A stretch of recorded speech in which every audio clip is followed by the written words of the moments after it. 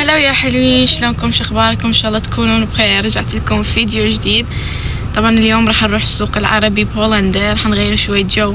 تدرون الجهال شوي كانوا مريضين، الحمد لله هسه شوي صاروا احسن.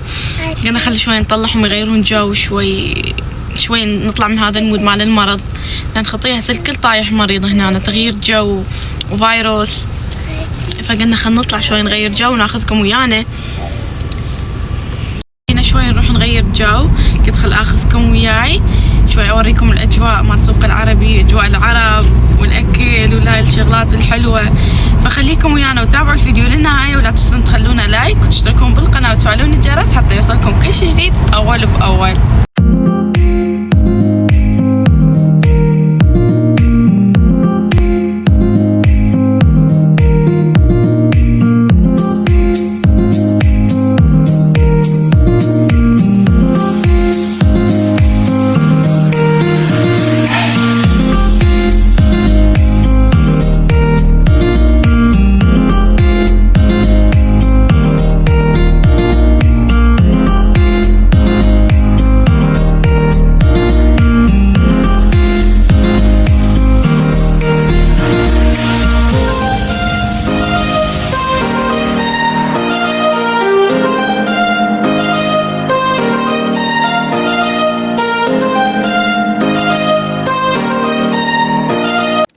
وصلنا الحمد لله. شوفوا الاجواء، طبعا ازدحام، لان كان ازدحام بالطريق. اليوم احد والناس كلها طالعه، وهاي ايلوشتي شوفوا الزحمه. انزين لقينا باركينج، وهذا حيدوري حبيبي يما يا القلب. شوي يغيرون جو، خل اخذكم واصور لكم شوي الاجواء.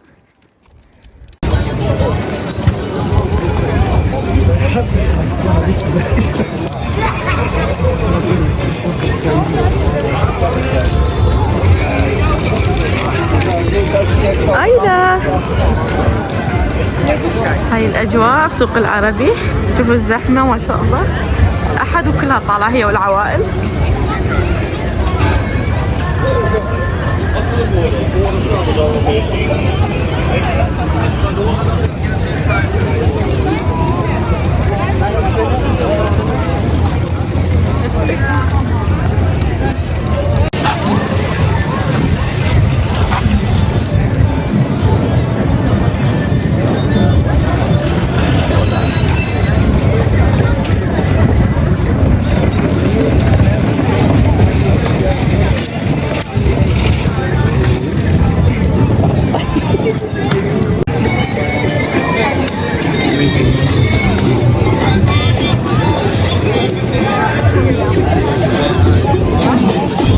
ريحة الكستنة تجنن.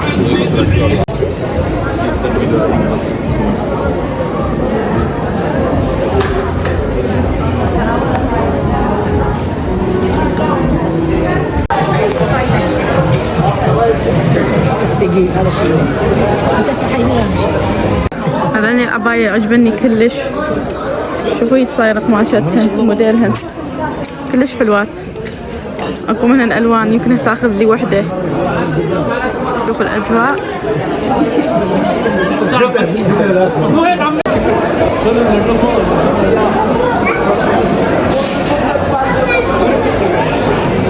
والله زحمه ما شاء الله، الاجواء كلش حلوه. شلون تعرفون ان احنا عرب عراقيين؟ شوفوا. السلام عليكم. لو على تقول انقذوني. شوفوا يما والله انا من ابا اخترع. هسه جينا نتغدى يم مطعم النور، مطعم عراقي، هناك الاكل عراقي. هسه نصور لكم الاكل. هسه ندخل، بس بدنا ننتظر يجون البقيه حتى ندخل. وصلنا وخاشوقه مال الشاي. شوفوا الخاشوقه. خذي خالي كملي يلا وانا يهمك. وانتي تقولي لها يا بعد خالتك، شوفي يا بعد خالتك جابت لك. هاي هسه اجت المقبلات هنا، الخبز العراقي، هاي المقبلات. بعدين يجي الاكل، طلبنا كباب وتمن، وهاي الاكل العراقي الطيب. هاي الاجواء. وهذا الكباب العراقي وصل الأكل. أنا طلبت سمن وكباب، جماعة وصلوا كباب وخبز عراقي حار. هاي المقبلات، هاي دوري يجنن.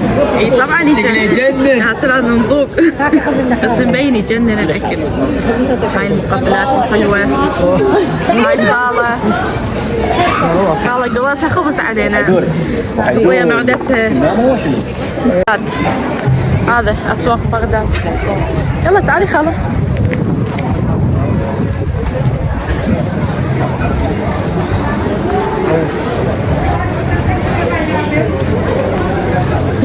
هذا مو فرن، هذا تنور. هذا تنور والله كبير خالة، يفيد. انتي راد لك التنور؟ ها والله نسأله. هذا التنور العراقي، خاف تقولون ماكو. اي لا موجود بهولندا التنور العراقي. اي. وهاي شنو خالة؟ هاي الشواي. هاي مال مسقوف سمك موجود همينه. اللي يريد موجود ترى بسوق العربي عند اسواق بغداد. كل شيء يخص الشغلات العراقية العربية موجودة، تلقوها يم اسواق بغداد. شوفوا ما شاء الله.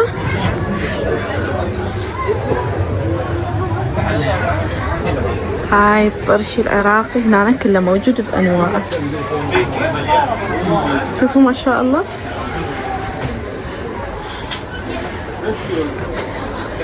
خلاص هذا الحب بأنواعه.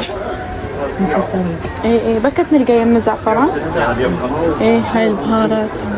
هاي الزهورات هاي ماما تستخدمها كل الزينة. اي عندي. اي هاي كل الزينة. اريد اخذ لي وحدة كركديه هم عندهم ترى. خل اخذ منها. اي زينة كل الزين. انا شفت واحد يسوي بيها عصير. انا اسويها برمضان. اي شو تخليهم؟ شو تخلي؟ بس تنقعيه مي حار وتخليه. وبعدين تفوريه شويه، بعدين تصفينه وتخلين شكر عليه. خل اخذ لعد. وهاي هنا الحلويات بكل انواعها حبايبي، كل شيء موجود، كل شيء موجود. هاي الحلويات مال ايام قبل. طبعا هاي الحلاوه السوريه اللي يعرفونها هن بسوريا، حلاوه الحمصيه. طبعا كل شيء موجود عنده، شنو ما تردون موجود. انا حخلي لكم العنوان مال المحل حتى تجوا له، موجود ببيفرفايك. هذا الحب، انواع الحلويات. هاي خاله وريهم هاي السمسميه. هاي السمسميه بالكاظميه، اللي يروح للكاظميه يتذكرني كل الزين. طيب هاي بالكاظميه. اي هلا بالعراق نروح بالكاظميه نشتريها. اي والله. وهاي الحلويات الطيبه بانواع. هاي الشوكولا، الضيافات موجود كله بهذا المحل. هاي المكسرات نفسكم وما تشتهي الحب. هاي الاجواء الحلوه. هسه خاله بدها تاخذ حلويات وهي يا ريتها تاكل خاله. ناكلها من الباركير. اي هذا الحلقوم. اي وهاي الحلويات. هاي خليت تعالي هون. الاجبان هاي الاجبان.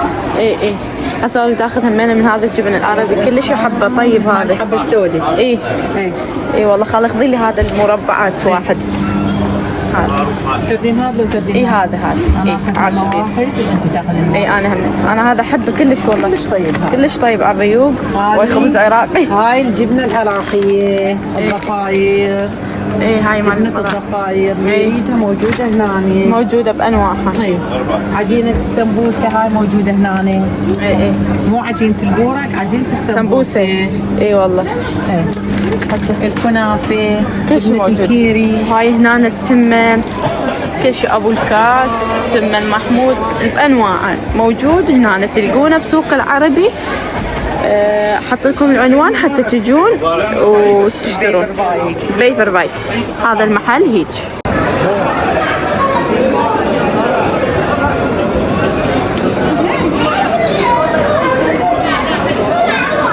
هسه جينا ناخذ قمر عراقي من هنا. بشوف الطرش المدبس. شوفوا لي ما شاء الله كل شيء موجود بسوق العربي. طبعا الدبه ب 13 يورو اللي يريد. هاي الصابون هنا بانواعه. ها خاله ما يذكرك بايام قبل؟ صابون الحلب، زيت صابون الحلب، زيت الارقام. بس الاجواء. خلينا نشوف القمر والله. هاي هنا همين عنده اجبان. لبنة.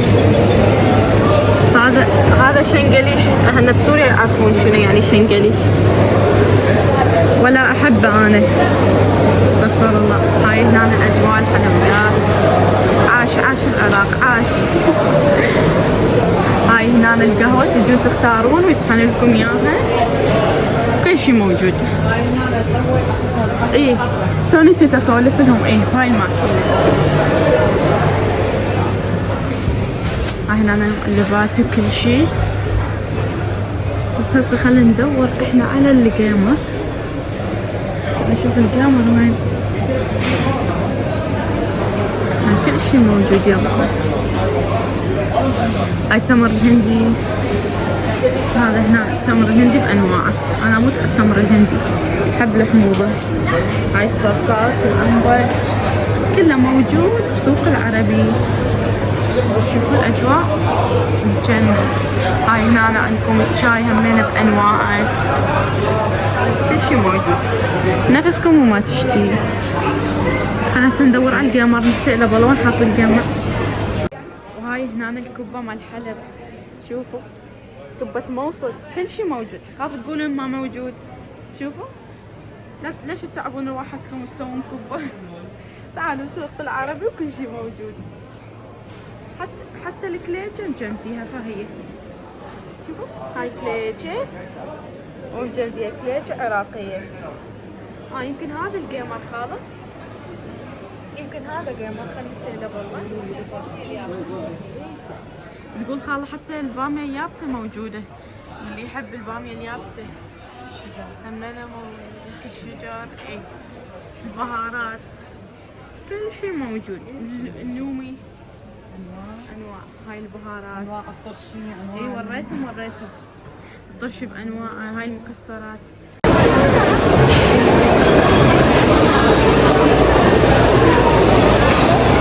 هذا وادي العطور، عنده عطور كلش حلوة، ريحتها تقبل.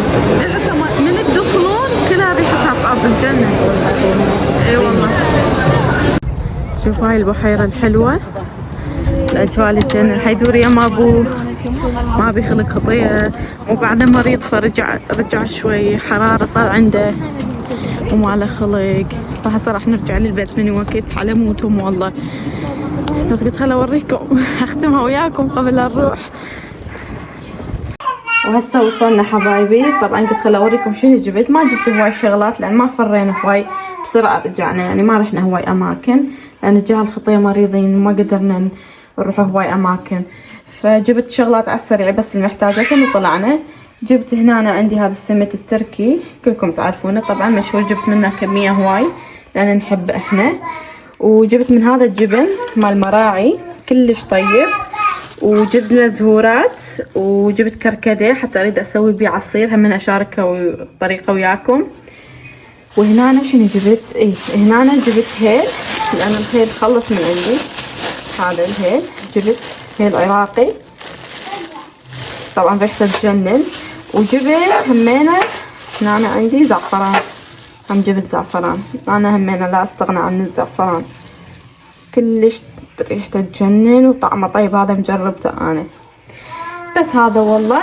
وهنا انا نسيت اصور لكم همينه جبت هاي العلكه بالمستكه كلش طيبه، كنا ونحنا صغار ناكلها ودوم يجيب لنا من عندها بابا، ودوم احبها انا اجيب من عندها كلش طيب طعمها. فقلت خل اجيب همينه. هسه اروح اصفط الغراض حبايبي. هسه حبيت اسوي عصير الكركديه اللي جبته. حخلي كوب كركديه مني هذا المقدار مال هذا الكوب. حخلي عليه لتر من الماء، ونفس الكوب حخلي شكر واتركه ليله كامله لين ثاني يوم، بعدين اصفيه واخلي وياه ثلج واقدمه. كل سهله الطريقه مالته، فقلت خل اشاركه وياكم وتشوفون شلون راح اسويه. وهنا انا خليت كوب كركديه وشوي اكثر، وراح اخلي له كوب الا الربع، لا مو كوب الا ربع، كوب الا شويه شكر. بس اخلي اول شيء الماي الحار تقريبا اللتر خليه هنا فوقه، وبعدين اخلي الشكر اخوطه، ومن يبرد ادخله الثلاجه لين ثاني يوم، وبعدين اصفيه واخلي ثلج وياه وليمون ونعناع وهالحركات ونصبه وأنطيكم رأيي بيه وإذا يستاهل لو ما يستاهل. بس هو معروف يعني عصير الكركديه مال أيام قبل يشبه عصير الفيمتو كلش طيب، بس أنا ما مجربته من قبل، سامعة عمتي وخالاتي يعني يحجون بيه، بس أنا شفته اليوم قدامي في سوق العربي قلت لازم أجربه ونصحوني بيه، فخلنا نجربه سوا وأعطيكم رأيي بيه يستاهل لو لا. طبعا أنا بعد ما خليت عليه الماء والشكر صار عندي بهذا القوام بهذا اللون، طبعا بسرعة يذوب لونه. شوفوا خليت له شكر حتى هو الماء حار يموع، ومن يبرد الماء يصير بارد كلش أدخله أغلفه وأدخله الثلاجة لين ثاني يوم مثل ما قلت لكم، وبعدين أخليه بزجاجة هيك مثل البطل ونقدمه بالثلج وهاي السوالف حركات البركات. هسه هيك خلص كلش سهلة، بس قلت لكم نغلفه ونحطه بالثلاجة. هسه نومت الجهة الخطية وقعدنا هسه أنا وأبو حيدوري، حطيت شوي نمنمات وهذا السمد اللي جبناه اليوم، كنا شوي نقعد نباوع عنا فيلم ونشوف مسلسل، جاي نتابع مسلسل سحر أسود كلش حلو أنصحكم تشوفونه. هسه راح نتابعه لو نشوف فيلم ما أعرف، بس هسه راح نسهر. كنت خلاص أصور لكم شوي. هذا لا مو العصير مال الكركديه، هذا غير، هذا عصير العنب مو عصير كركديه. عصير الكركديه باكر أجربه وياكم، بس هسه خلينا نروح هيك ناكل شي خفايف ونباوع فيلم، وباكر اصور لكم النتيجة مال عصير الكركديه. خلونا لايك للفيديو واشتركوا بالقناة ما مشتركين. وهنا أنا عندي العصير بهذا الشكل، صفيته طبعا وخليت ليمون وياه وثلج. هسه راح اصبه واذوقه وانطيكم رايي بيه، واذا يحتاج معي اقدر اكاسره، لان انا الشكر يمكن خليته شوي زايد. تقدرون انتم تقللون على حسب الرغبة، تقدرون تحلون بعسل او من دون يعني سكريات كيفكم، هذا الشي راجع لكم. اذا تحبون تشربونه هيك عادي حامض بس يصير طعمه حامض، بس هسه انا راح اذوقه واعطيكم رايي بيه. طعم كلش طيب ويجنن. طبعا انا كاسرته بماي لان كان شوي حالي، فاذا اعتمدتوا الطريقه مالتي قللوا الشكر يطلع اطيب وحطوا له منه بعد شويه ماي، بس الطعم يجنن ويا الليمون وهذا خلص صار مشروب الصيفي للصيف راح اعتمده. انصحكم بيه تجربونه. انا اول مره الصراحه اجربه، ما جربته من قبل، بس الصراحه يستاهل، طعمه كلش حلو وكان من المفروض من قبل اسوي واعرف بيه.